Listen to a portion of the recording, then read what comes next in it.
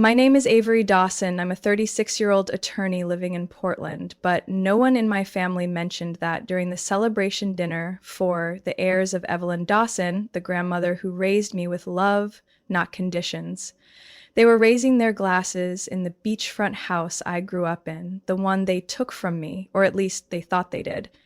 I wasn't invited, not a single message, not a mention of my name. But I found out from a photo sent by someone outside the family, not from anyone inside. What they didn't know was the house is now legally mine. Have you ever been erased from something that was once part of you by your own family? Leave a comment below. I read every single one. Like and subscribe if you've ever felt pushed out of your own home. Because right after this, I'm going to tell you what really happened. I remember that afternoon when I was 17.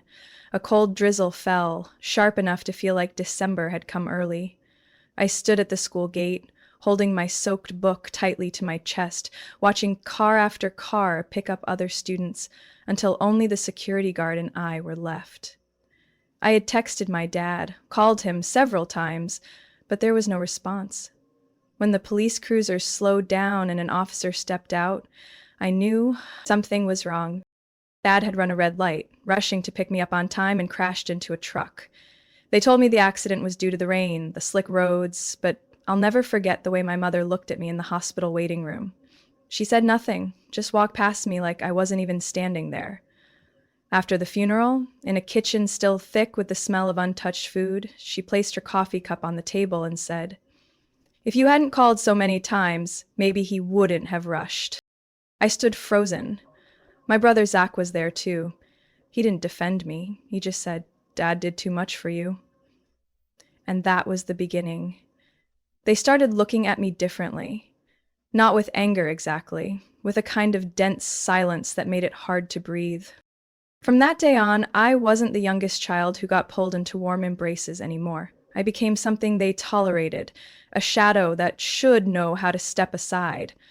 My seat at the dinner table began disappearing. On holidays, my name was missing from the prayer.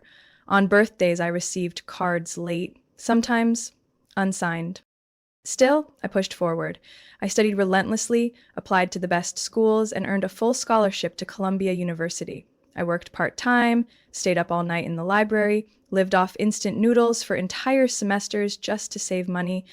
Money I sent home when Mom called saying, "Zach needs help with law school tuition." No one ever asked if I was okay. No one, except Evelyn. She was my father's mother, the only woman in the family who never looked at me like I was a burden. She wasn't rich or flashy or loud, but every summer she mailed me a little notebook with just one question inside. "Are you doing okay?" That was it. No talk of money, no guilt trips, no scolding for being too busy. I remember the summer I turned 20, she sent me a thick envelope. Inside was $300 in cash, a photo of me as a little girl standing by the shore, and a handwritten note: "Don't let others decide who you are. The ones who stay silent from pain often become the ones holding the keys to the entire house." I kept that note in my wallet for years, even when I walked into my first meeting as a junior associate. I pulled it out again after a client tore into me just for being a young woman. I wanted to quit so many times, but I always thought of her. She used to say, "Not everyone gets to be big in this family, but you can be big somewhere else." And that is the real win. As for my mother, in the 10 years I studied and worked, she called me exactly twice. Once when Zach needed a student loan cosigner, and once to ask if I could hold the title on her second home in Vermont for tax reasons. I said yes both times, thinking maybe, if I helped enough, one day they'd open the door again. But the door never opened. I still remember walking into Evelyn's house after she passed. No one noticed I was even there. My mother was polishing her photo frame. Zach sat on the couch with Chloe laughing, her hand swirling a wine glass like I was just some dust that settled on the carpet. That house had once been a place I was held close, told stories about the sea, smelled cinnamon from her afternoon baking. Now it was just silence, heavy and stale, like the dust on the photo she left on her dresser. I didn't say anything during the reading of the will.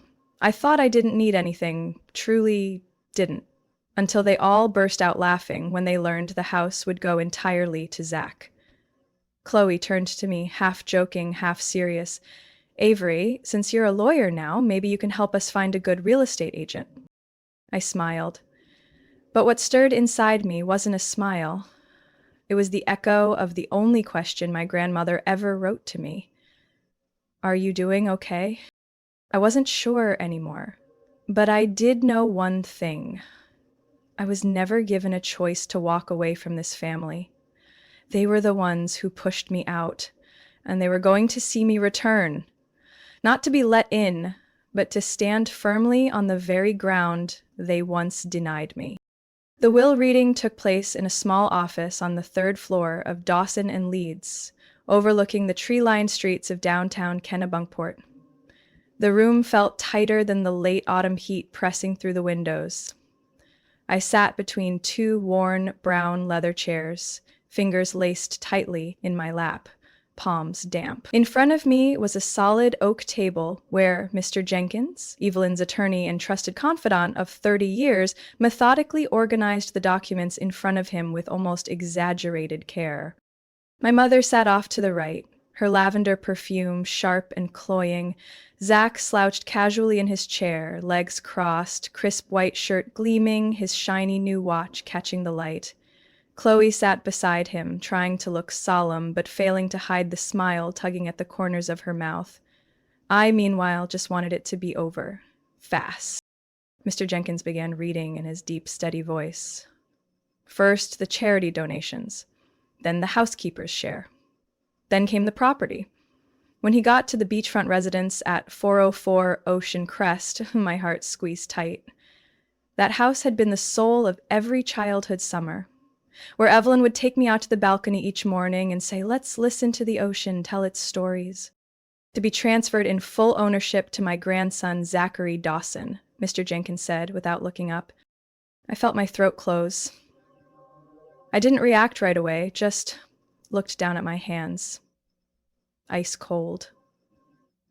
My mother leaned toward me slightly and whispered, not unkindly, but firmly, you don't need anything else, Avery. You've got your career, your law office in the city. This house is better suited for a family with young children. I didn't reply. I wasn't sure I could say anything without my voice cracking. The room felt smaller. Chloe glanced at me over Zach's shoulder and gave a slight nod, as if to say, hope you understand. But I didn't. I didn't understand why Evelyn would do this. I didn't understand how the woman who taught me to stand up for what was right, who wrote to me year after year, chose silence at the very end. After the meeting, I declined their invitation to lunch. I made up some excuse and walked out alone, wandering for almost an hour along the gravel path that lined the coast. I passed the rocky beach where we once collected seashells, the weathered porches of blue-roofed houses faded by salt and time, my mind blank. When I reached a small bus-stop bench, I pulled out the leather notebook Evelyn once gave me. On the front cover was an engraving. Don't just believe what's printed. Learn to read between the lines. The words cut like a blade. I flipped to the final pages, ones I always assumed were blank. But nestled between two glued sheets was a thin slip of nearly transparent paper. It was a copy of a separate property clause, dated differently than the official will. At the bottom, written faintly in blue ink, was a line in her handwriting. Avery, if they choose to forget you, read this when you're ready. I returned to Portland that same night. It took me nearly 2 weeks to locate the original document in the York County Courthouse archive. That addendum had never been included in the public will.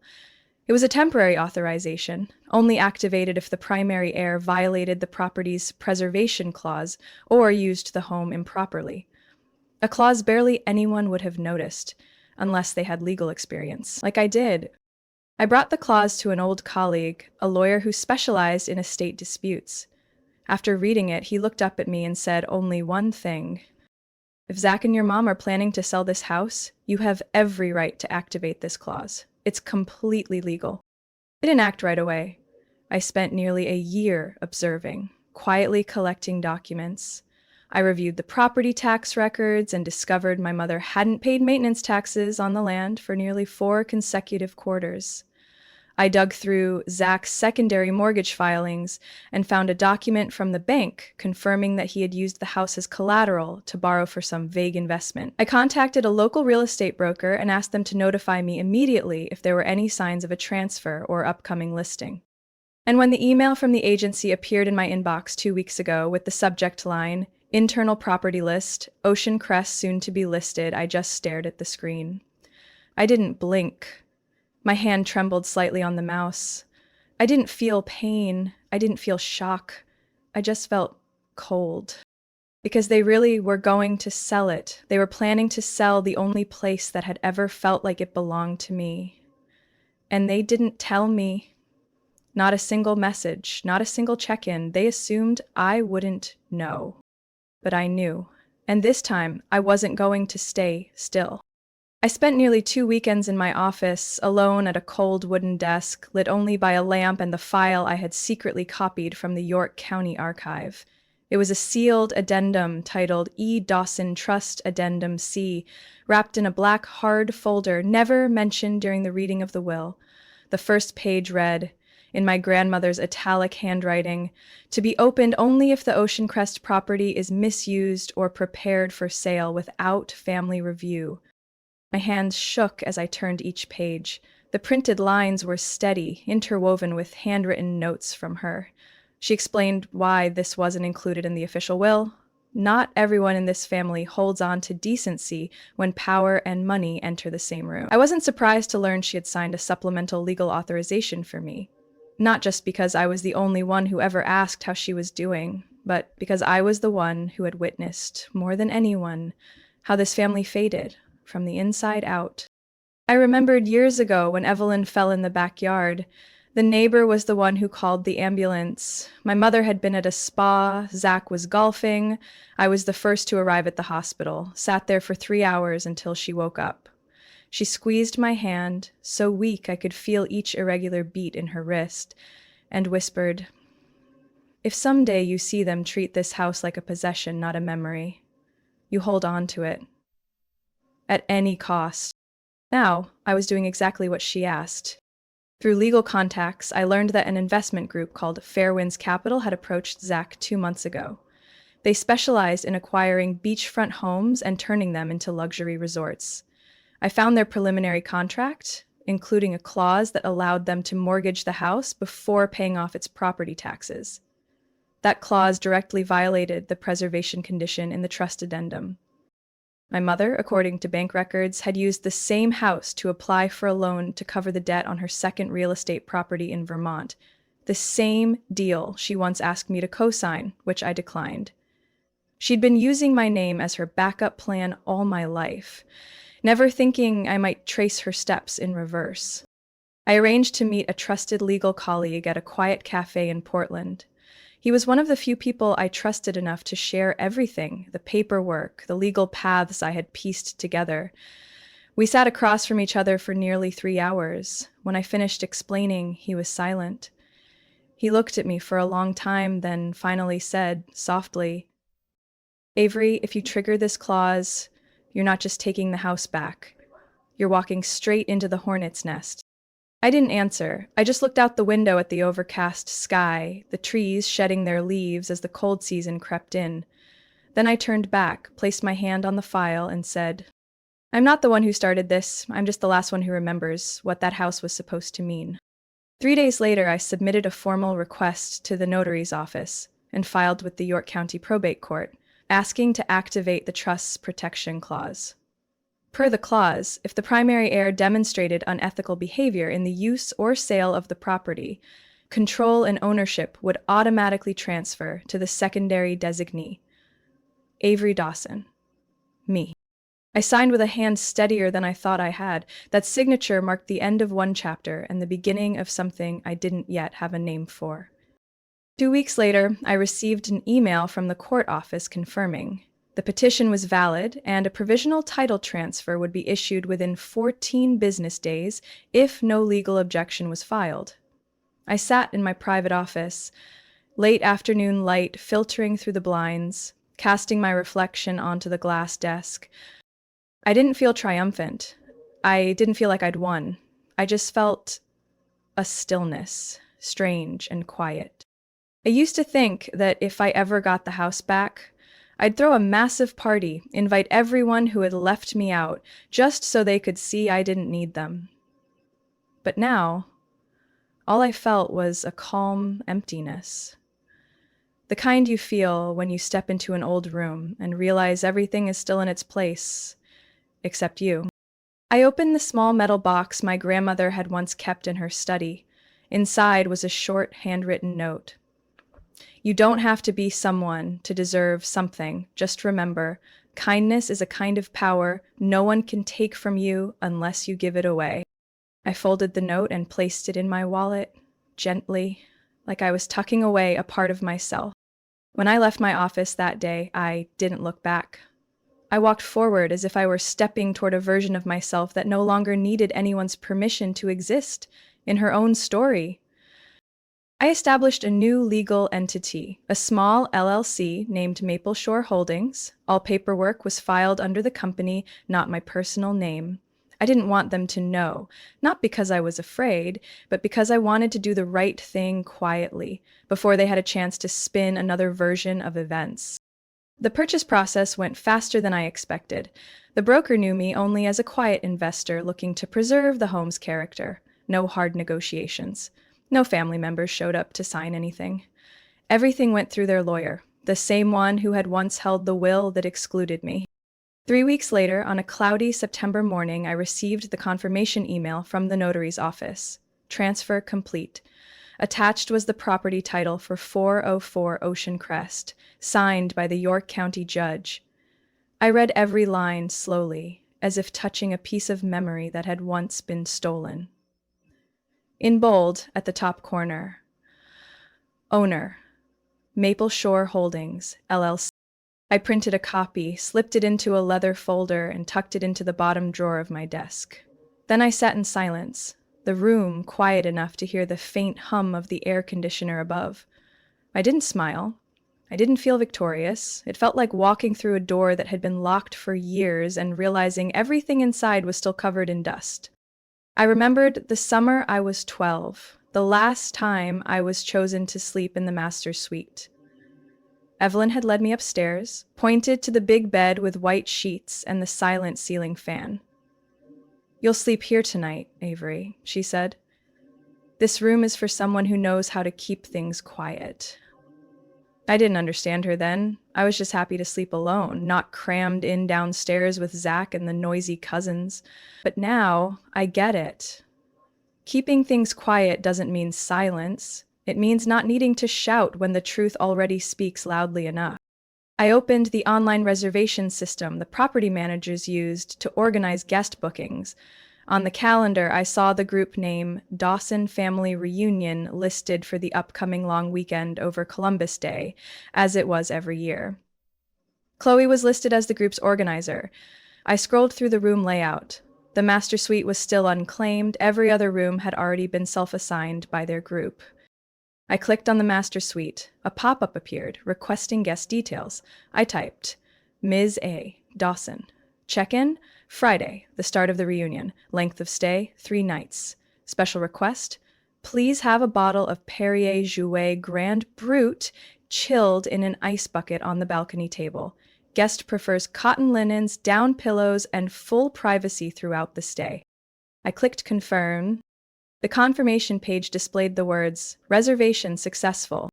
I didn't feel triumphant. I didn't feel vengeful. What I felt was unmistakable. The clarity of someone standing on land they had been pushed off of for years, locked out from, erased from, denied their place on.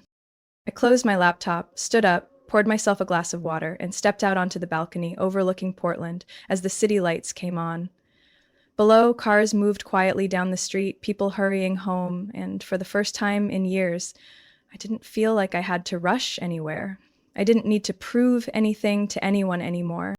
I had done what needed to be done. No shouting, no explanations, just a quiet mark left in the exact place where they once erased my name. And even though they didn't know yet, they'd be forced to read it at the check-in desk, on the guest registration, on the door of the room they thought was theirs. This wasn't about revenge. It was a reminder. Some names don't disappear just because they're ignored. Some people don't walk away. They're simply preparing to return the right way. And this time, I wasn't standing outside waiting for the door to open. I had the key. I arrived nearly an hour later than they did, just as I'd planned.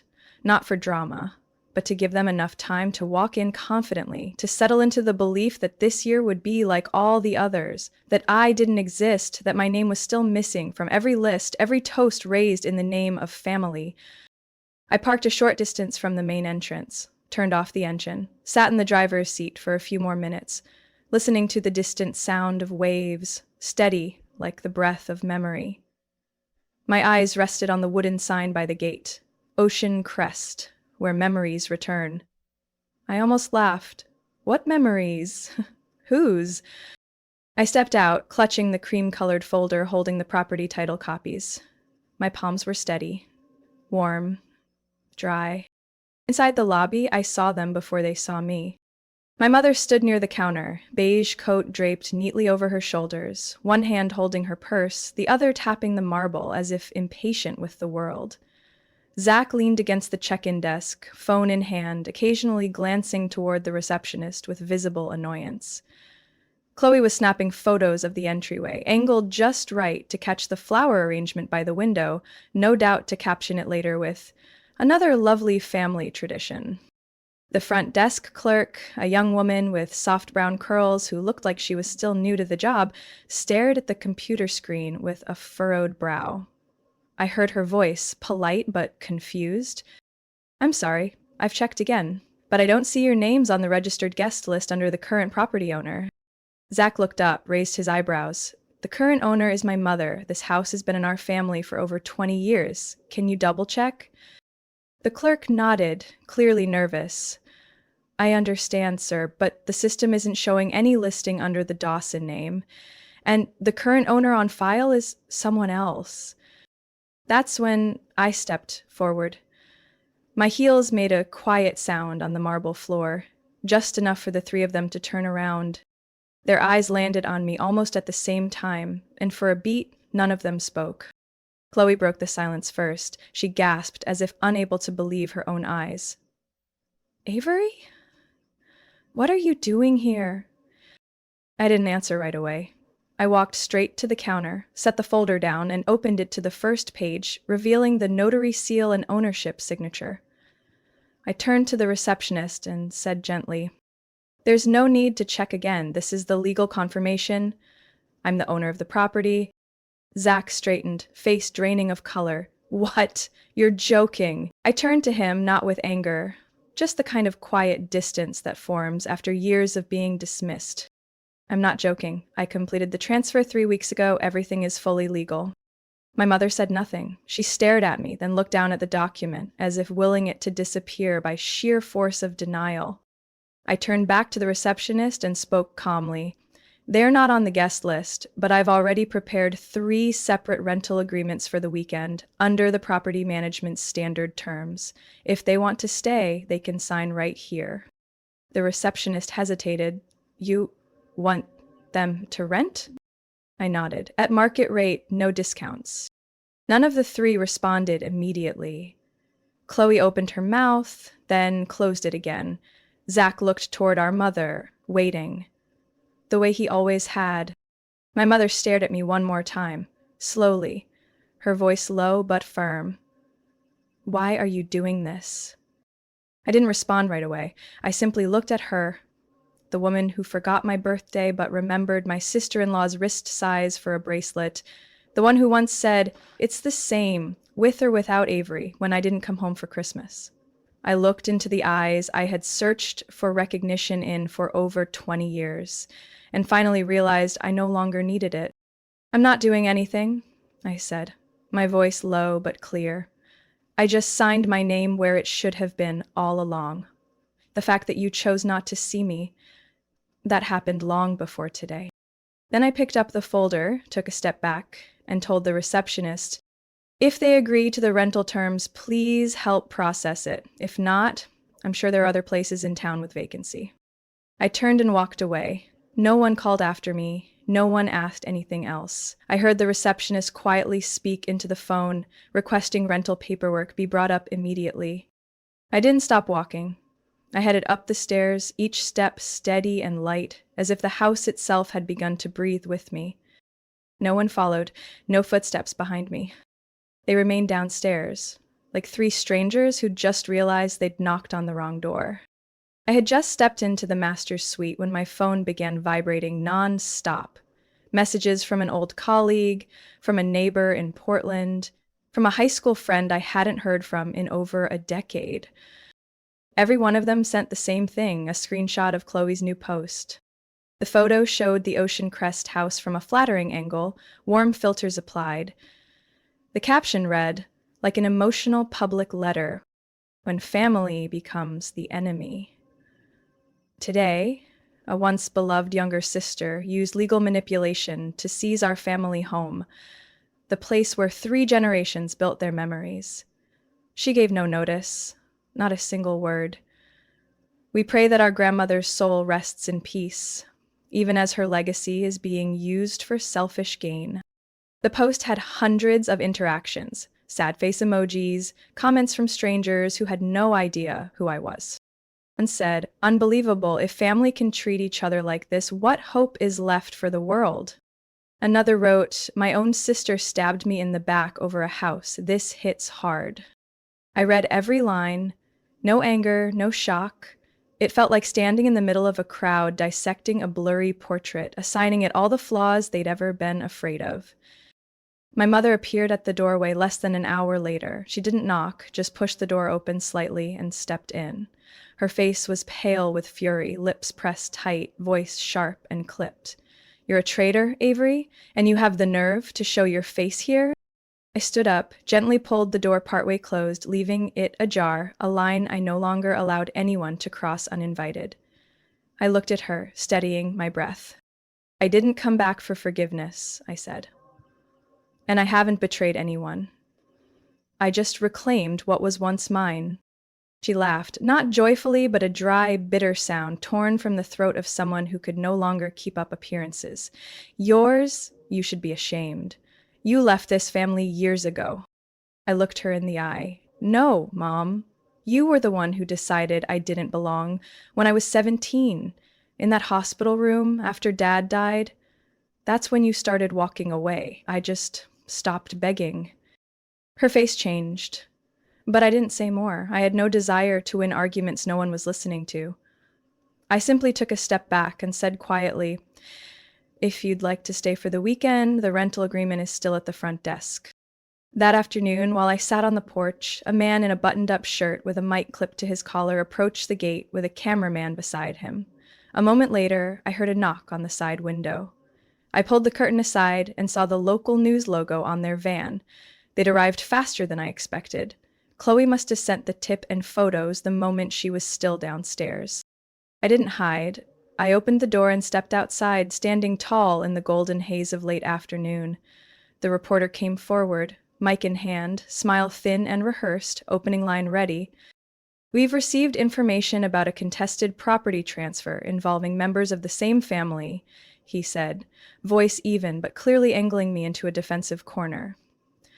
"Ms. Dawson, do you want to respond to the allegation that you seized a family inheritance?" I didn't look away. I didn't flinch. I met the camera head on, voice calm, words that had repeated in my mind for years. "The price of silence," I said, "was a house, but the price of truth is freedom." I said nothing else, no explanation, no defense. The cameraman paused, lowered the lens slightly, maybe weighing whether to keep rolling, but they both simply nodded politely and walked away, leaving me alone beneath the porch where I once sat at age 10 with Evelyn, listening to her tell stories about the tides, about tiny bats that only came out when the night was still. I stood there, watching them disappear behind a row of pine trees. I knew from now on they'd shape their own version of the story, one I couldn't control. But at the very least, I had spoken in my own voice, in my own home, on a porch I no longer needed permission to sit on. That night, as darkness settled over the ocean crest roof, I didn't turn on the lights.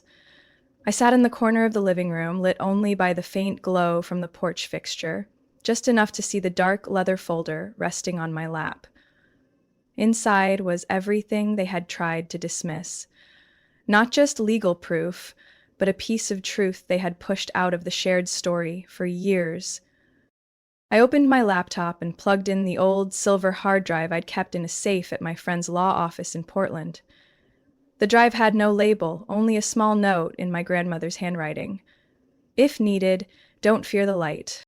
I clicked the first folder, a video titled Summer Porch, July 2020. On screen, the old red tile porch, Yvonne in her wicker chair, a light shawl around her shoulders. I was in the frame too, sitting beside her, not looking at the camera, eyes fixed on the ocean. Her voice was low and raspy, but every word rang clear. "She's the only one who's ever asked what I needed," Evelyn said, eyes staring into the wind. "Everyone else comes here for vacation, for photos, to say they showed up. But her? She came and quietly organized my pill drawer, asked if my back ached, asked if the soup was too salty. She didn't ask to earn points. She asked because she meant it." I swallowed hard. In the video, she turned to me, placing a hand on my shoulder. Her voice was slow, certain. "Avery's not in the official will, not because I forgot, but because I wanted her to have this house in a way that made her understand. She never had to earn it. I left a clause. If they misuse it, if they forget what this place was for, she'll be the one holding the key. Not because of blood, but because of respect." I paused the video. I didn't need to watch more. I had memorized every word the first time I saw it a year ago, when I learned they were planning to sell the house to Fairwinds Capital. I opened a second folder, documents, bank statements, mortgage contracts, internal transaction logs, a scanned handwritten note from Zach to a real estate agent, stating the house could be transferred quickly if the buyer is willing to bring 30% in cash under the table. There was also an email he sent to someone named Gary, saying, "If it's urgent, I'll have Mom put it in her name for now. The lawyer sister's not involved." I quietly compiled everything into a single PDF titled Supplemental Evidence, The Ocean Crest Dispute. I didn't post it, didn't send it anywhere. I printed 3 hard copies, sealed them in envelopes, each labeled with the recipient's name: Zachary Dawson, Lillian Dawson, Chloe Dawson. The next morning, I left all 3 envelopes on the downstairs kitchen counter, right under the vase of lavender Evelyn once planted by the porch. I didn't leave a note. I didn't have to. They'd recognize my handwriting on the labels. They'd see the notary seal, the signature from the Portland law firm. And if they had even a scrap of conscience left, they'd know they were out of excuses. Just a few hours later, my mother knocked on my door. She didn't come in. Just stood there, envelope in hand, already opened. Her face was ghostly pale. No anger, no accusation, just the heavy silence of someone who knew it was too late to look away. "How long have you had this?" she asked. I stood up, slowly walked closer. "Since the moment you all assumed I wasn't smart enough to notice what was happening." She gripped the envelope, looking at me like she was seeing me for the first time. Not the girl in the dark dress by the buffet table no one spoke to. Not the law student they once told, "Maybe you should pick something less stressful." She didn't say anything else, just gave a slight nod, then turned away, shoulders smaller than I remembered. I didn't feel relief or victory. It felt like finally setting a heavy stone back where it had always belonged, not for anyone else to step on, but so I wouldn't trip over it again. And I knew then, from that moment on, Evelyn's words had taken their rightful place, not just in my memory, but in the documents, in the records, among all the things they once thought they could bury under the label of family. I received the court summons on a Monday morning, a thick envelope bearing the seal of the York County Superior Court. The plaintiff, Zachary Dawson, representing immediate family members. The claim, alleged manipulation of an elderly person, resulting in unlawful property transfer. They had truly done the one thing I had still hoped they wouldn't. I sat quietly in my office, the envelope open on the desk, eyes fixed on the bold name at the top of the page, Avery Lynn Dawson, defendant. That title cut deeper than anything, not because I believed I was guilty, but because it made something undeniable. They had chosen to fight, not with words, not with tears or overdue apologies, but with the law. The very thing I knew best, and the very thing that hurt most to use against your own blood. I didn't hire a flashy legal team. I didn't go to the media. I just called an old colleague, the one who once told me, if the day comes when you need someone to stand in court for justice, I'll be that person. And he kept his word. He didn't ask why. He simply nodded, read the case files, and got to work. The day of the trial, the sky was pale gray. No rain, no sun. Outside the courthouse, a few local reporters stood ready, cameras pointed toward the door like they were waiting for a live episode of family drama to unfold on the marble steps. I didn't look at them. I walked straight in, wearing the navy mood dress Evelyn used to call steeled resolve. The courtroom wasn't large, but every eye turned as I entered. Zach sat on the other side in a sleek gray suit, gaze dodging mine.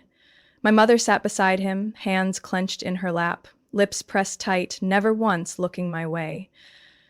Chloe didn't come. Maybe she knew this wasn't a place for half-truths. Their attorney opened with a formal tone. Our client believes that the defendant, Miss Avery Dawson, exploited her relationship with the deceased, namely Miss Evelyn Dawson, during a period when Miss Dawson was no longer of sound mind, in order to acquire a highly valuable personal asset, specifically the property at 404 Ocean Crest. I didn't blink. I didn't glance at them. I looked toward the judge, then slowly opened my file, drawing out the pre-cut video, the handwritten letter, and a psychological evaluation from the local hospital dated 6 months before Evelyn's passing, in which the physician clearly stated, "Patient Evelyn Dawson is fully lucid with no signs of cognitive decline or dementia." Once I presented everything, the judge requested the video recording of Evelyn's last testament, and again her voice filled the courtroom, steady, composed, unmistakably hers. She said my name. She spoke of trust, of why she chose to leave me the authority. Not a single word wavered, not a hint of coercion. The room fell silent after the video. I could hear Zach breathing harder. My mother's hand trembled visibly on her lap. The judge, a man in his 60s, silver hair neatly trimmed, glasses perched low on his nose, looked at each of us one by one. Based on direct testimony from the deceased, verified medical documentation, and authenticated legal transactions, he said, in a voice that didn't rise but carried undeniable weight, this court finds no evidence of fraud or manipulation.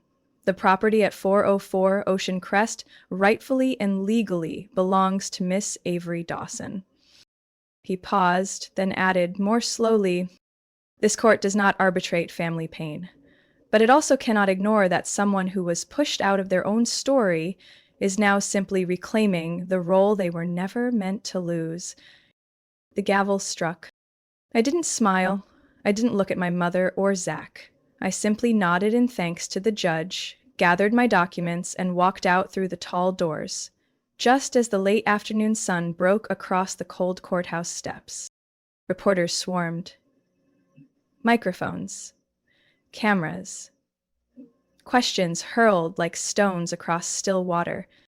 What do you say to your family calling you a thief? Do you plan to reconcile? Was Miss Evelyn manipulated? I stopped, turned toward them, didn't flinch, but I didn't answer them one by one. I spoke just once, clearly, so they could write it down. Not everyone born under the same roof is truly family.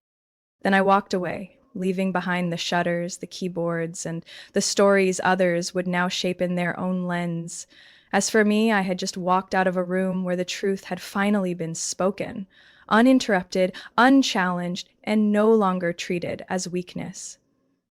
I no longer carried the weight of waiting for someone to understand, because I had said it, and they had heard. After the trial, I didn't head straight back to Portland. I drove toward Ocean Crest, along the quiet roads that edged the sea, where waves struck stone like time's slow applause. The house stood waiting, light from the setting sun warming its old shingles, the front yard browned by late summer sun, the salt air drifting through every crack of the windows. Everything was still there, but nothing was the same. I began restoring it, not renovating, just clearing away years of dust and ache. I dug out the old wind chime from the shed, the one Evelyn and I made when I was 8, from shells, nylon string, and sea glass we found on the beach. It was still intact, though some pieces were chipped, the string worn thin. I sat on the porch and retied each section, not with glue, just my hands. Every knot was a breath, every loop a moment I let myself touch the past I once avoided. When I finished, I hung it on the porch beam. The ocean breeze stirred it gently, the chimes clicking together like something waking up after a long sleep. The sound wasn't loud, it wasn't perfect, but it was enough to hold me still for a long while. Evelyn wasn't sitting beside me, but I could hear her voice in every shift of the wind. You don't need forgiveness to move forward. Just breathe steady and keep walking. I didn't throw a grand celebration. I simply sent handwritten notes to a few old neighbors. The ones who used to give me apple pie on lonely autumn afternoons. The ones who asked me to house sit without ever questioning why no family picked me up. That night, the backyard glowed with string lights, stretched from pine branches to the porch eaves. A long wooden table was set by the flower beds Evelyn once tended. On it, white wine, plates of cheese, little tarts I'd baked myself, and mason jars filled with lavender from the patch at the end of the road. They came asking nothing. They brought small gifts, cookies, a table runner, warm hugs, and steady eyes. No one mentioned the trial, no one spoke of my mother, Zach, or Chloe. They just said, "We're so glad you came home." And I understood, sometimes family isn't who shares your blood. It's who remembers your name, even after years of absence. I poured a glass of wine and stepped onto the front porch, where the breeze and moonlight mixed with the ocean's salt.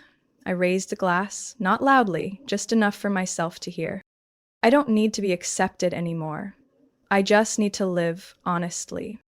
Then I set the glass on the railing, gently pulled the front door closed behind me. The click of the latch was soft, like a sigh at the end of a long day. I stood inside, hand resting on the wooden frame, looking around a house that had once felt foreign, even when I stood inside it, and now felt closer than ever. Not because I had reclaimed it, but because I no longer had to hide within it. I didn't close the door to shut the world out, I closed it to begin writing a new chapter, where I'm not a side character in someone else's family story, but the one holding the pen. And no one will take that away from me again. I don't know what you would do if you were in my shoes. Would you stay silent to keep the peace on the surface, or stand up to protect the memories that once felt like part of your very being? Maybe you've lived through something similar, pushed out of the family picture just because you didn't fit the mold they expected. If so, I hope you know you're not alone. I truly want to hear your thoughts after listening to this whole story. Leave a comment below, not to defend me, but to share the things you might have never dared to put into words. And if this story touched something inside you, consider subscribing to the channel. I'll keep telling these stories, not just mine, but other pieces from families that seem ordinary on the outside, where sometimes the only thing worth holding on to is the truth.